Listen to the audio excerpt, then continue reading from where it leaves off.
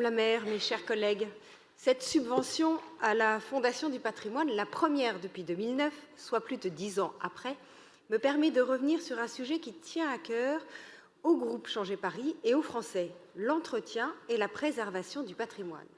Depuis quelques semaines, les bilans négatifs, voire alarmants, se succèdent pour ce qui est de la politique de sauvegarde du patrimoine français et en premier lieu du patrimoine religieux. Le 21 juin dernier, la Cour des comptes publiait un rapport sur la situation préoccupante des monuments en France. 2 jours plus tard, Stéphane Bern était auditionné par le Sénat sur l'état du patrimoine religieux et lançait un cri d'alarme.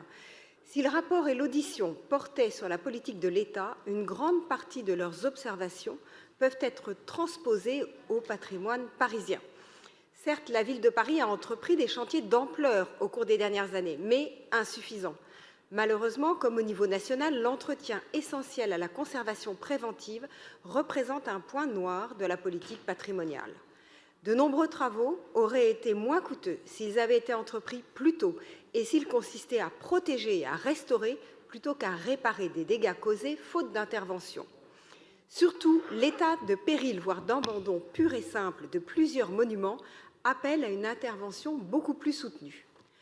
Grilles rouillées ou taguées, façades menaçant de tomber en ruine ou encore besoin de remise aux normes sécuritaires, les défis à relever pour le patrimoine parisien sont légion. Cet état des lieux était dressé en février 2020 dans un communiqué de l'Observatoire du patrimoine religieux. Il est malheureusement toujours d'actualité. Dès lors, je m'étonne.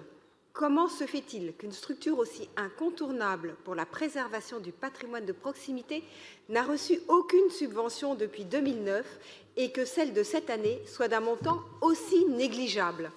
Je rappelle qu'il vient d'être voté une subvention de 50 000 € à un projet d'intervention d'art urbain dans un tunnel des Tuileries et que là, il s'agit d'une subvention à la Fondation du patrimoine d'un montant de 3 000 €. Vous verrez que dans la balance, le compte n'y est pas.